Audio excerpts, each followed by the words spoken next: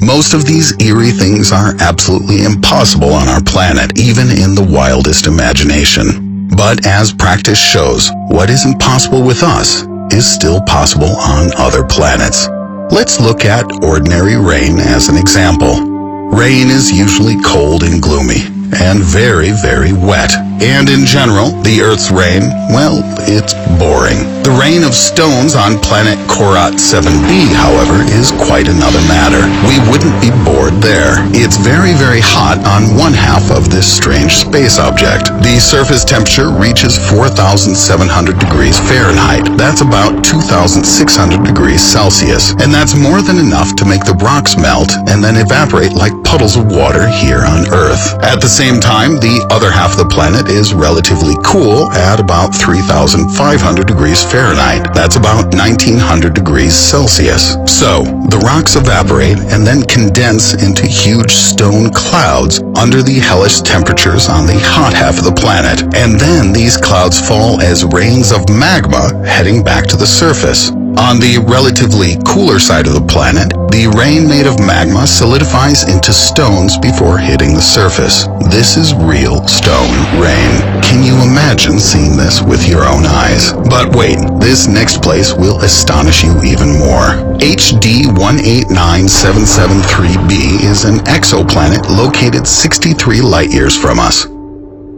It's slightly larger than Jupiter in size, and most likely you will agree with me if I say that it looks awesome. Can you possibly imagine what horror lies behind all this beauty? Its fantastic appearance is due to the fact that the atmosphere of the planet consists mainly of silicate particles. Think sand or glass. It also rains at a temperature of 1,700 degrees Fahrenheit. That's 930 degrees Celsius. And it has winds that often reach 5,400 miles per hour. That's 8,700 kilometers per hour, which is 7 times faster than the speed of sound. This is even more terrifying than the rains on the previous planet. Here, they're as clean as glass. Just imagine the scene. Clouds are coming from behind the horizon. Echoes of thunder crack through. The wind surges to a speed of 1.24 miles per second. And finally, the sky explodes with pouring rain. Masses of glass are tearing through the atmosphere and into you at insane speeds. If such a storm suddenly arose on Earth at the same wind speed, it would fly around our planet at the equator in just 5 hours and 33 minutes. Local residents would feel it quite powerfully. But speaking of winds, really, this is nothing. This puny little storm is just a breeze compared to the wind that blows on planet HD 189733b. The temperature on the solar-facing side of the gas giant often reaches a mind-boggling 1,770 degrees Fahrenheit, and the temperature on the dark side is usually no lower than 1,270 degrees Fahrenheit, or about 700 degrees Celsius. The small temperature difference between the two sides is due to the extremely fast winds, which here reach a fantastic 21,747 miles per hour, which is 6 miles or 10 kilometers per second, almost 29 times faster than the speed of sound. That's some wind. As I said in one of my past videos, the fastest wind ever recorded on Earth was during a tornado in Oklahoma in 1999, and its speed reached just 300 miles per hour, which is 73 times less than the usual average breeze on HD 189733b. If you had wings, or a parachute, or even just a normal umbrella, you could fly around the entire planet in about an hour and 8 minutes just by opening that umbrella. But something tells me that your body would probably suffer some terrible indignities long before that. Stones falling from the sky, 5,400 degree temperature, glass rain faster than the speed of sound. You know, the more I learn about this, the less I have doubts about the existence of hell. I left off early the last episode on the topic of shadows, so let's continue. Let's imagine that there's a place where the rays from 2 suns wake you up in the morning. You could also watch 2 or even 3 sunsets at almost the same time in the evening. Previously, it seemed like a fantasy, and was possible only in Star Wars. until we discovered the amazing Kepler-16b exoplanet, which orbits in a system of 2 stars in the Cygnus constellation. 2 suns rise and set on the horizon of this planet. And if my shadow was suffering the despair of loneliness here on Earth, then on Kepler-16b it would have a friend. Although, most likely, if I could somehow teleport to this planet, then in a moment I would certainly die from the heat and lack of air. But if you allow me the luxury of a super-duper spacesuit, and I somehow stayed alive, in general, 2 suns and 2 shadows is certainly cool, but not as cool as 3 suns and 3 shadows. Astronomers have discovered an even more amazing object, HD 13199AB, relatively recently. This new planet broke all previous records. It revolves around 3 suns at once. It also has a giant mass, 4 times larger than Jupiter's, and an unusually long orbit. A 1-year revolution of the exoplanet around its 3 stars takes 550 of our terrestrial years. And as the planet spins quite slowly, the 3 suns only descend from the sky in about half of this time. Imagine that you wouldn't see a single sunset for 275 years. This all happens 340 light years from our Earth, which is 300 light years further than our next exhibit, the planet ocean Gliese 1214b. You all know that water occupies 70% of the surface of our planet, but in our case, it's only 0.005% of the total mass of our planet. Scientists believe that on our distant neighbor, water could be up to 10% of the total mass of the whole planet. This means that Gliese 1214b is completely covered by a huge ocean reaching hundreds of kilometers in depth. The planet is 2.5 times the Earth's radius and approximately 6.5 times larger by mass. If you look at all those creations that live in our Earth's oceans, which is less than 6.8 miles in depth, it's scary even to imagine what monsters could hide in this terrible place. But most likely these monsters exist there only in my imagination. In fact, the bottom of this huge ocean is under such incredible pressures that life there is, in principle, impossible. It's known only that the water at the bottom of this mega ocean could likely be an exotic form of ice, known as Ice 7. However, all my searches for information regarding this strange substance were unsuccessful. I still don't understand what the reality of this ice really is, in addition to the fact that it doesn't look like ice in the usual, normal, earthly sense, as it is apparently not cold at all, but is still solid in form. If you have a broader knowledge regarding this topic, please tell me about it in the comments. And for dessert, the last planet.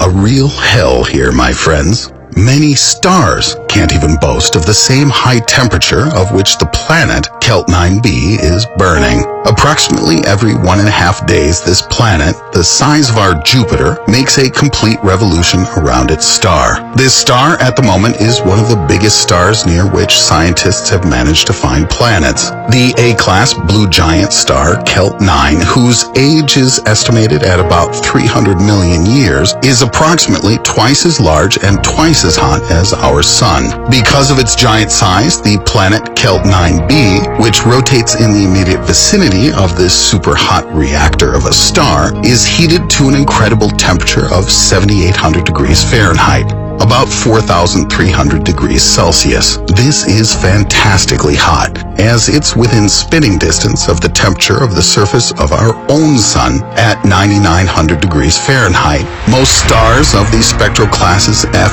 G, K, and M do not exceed 1,300 degrees Fahrenheit, and only representatives of classes B and O get above 18,000.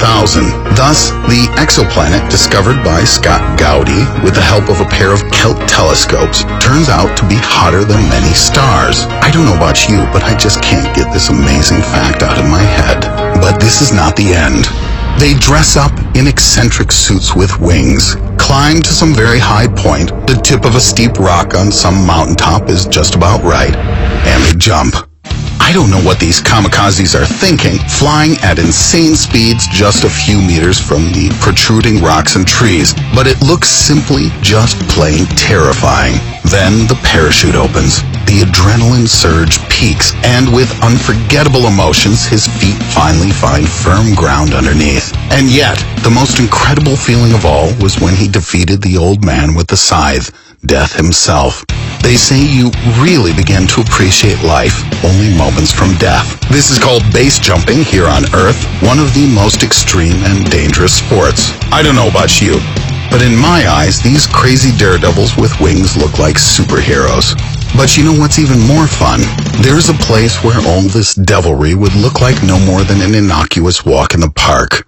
This place is right here in our solar system, 71 light minutes from Earth, 9.3 billion miles from our blue-green ball.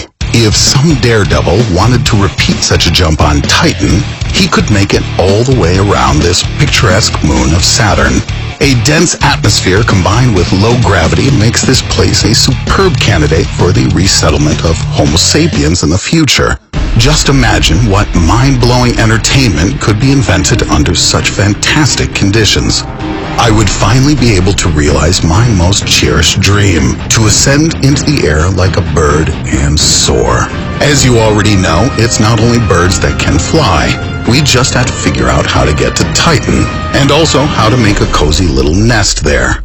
And this, believe me, will not be easy. The fact is that in addition to all these bonuses awaiting future colonists, Titan has prepared for us a good little bundle of troubles. But this place is quite impressive. There's an atmosphere here. Moreover, it's 1.5 times denser than our terrestrial one, and this is about as good as it gets. The force of gravity is 1/7 that of the Earth. Yes, Titan is even smaller than our moon. This means that a person could potentially just walk around on the surface of Titan in nothing more than some simple scuba gear, which is also very, very not bad. But now comes the pain. First, it's terribly chilly.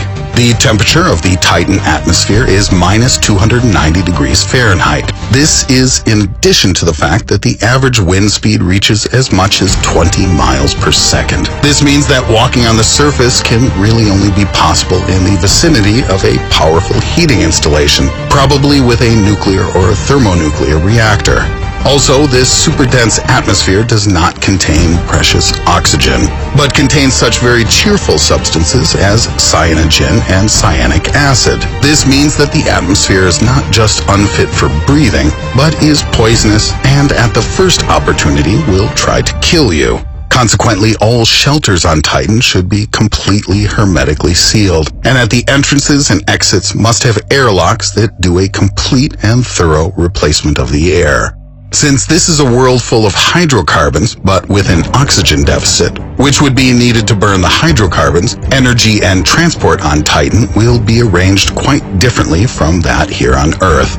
The substance acetylene, which decomposes with the release of heat, is at the bottom of Titan's lakes. It could be used as fuel, as an analog for coal and gasoline. Neither solar nor hydro energy will be much of an option. Hydropower won't be so effective as the rivers on Titan move very slowly. Wind power might be a good option, but beyond that, uranium will be needed for nuclear reactors for heating for settlers. And unfortunately, it's lacking on both Titan and in the Saturnian system as a whole. There are practically no heavy elements and metals, so most likely they will have to be delivered from asteroids. The best transport solution is airplanes, helicopters, and airships, considering the dense atmosphere and very low gravity. By the way, an inhabited base filled with oxygen at a pressure of 1 atmosphere may well be lighter than Titanian air, so that it could become similar to an airship. Imagine how cool it would be to live in such a flying city. Since there's no global ocean, rivers and lakes periodically dry out, so water transport is immediately thrown into the background, although with special need it could be used from time to time. If you use acetylene as a fuel, wheeled vehicles are also possible, but there will be a variety of problems with this, including wet sand, rough terrain, and of course, the wind. Therefore, it will be more expedient to use railways with trains on magnetic cushions for cargo transportation.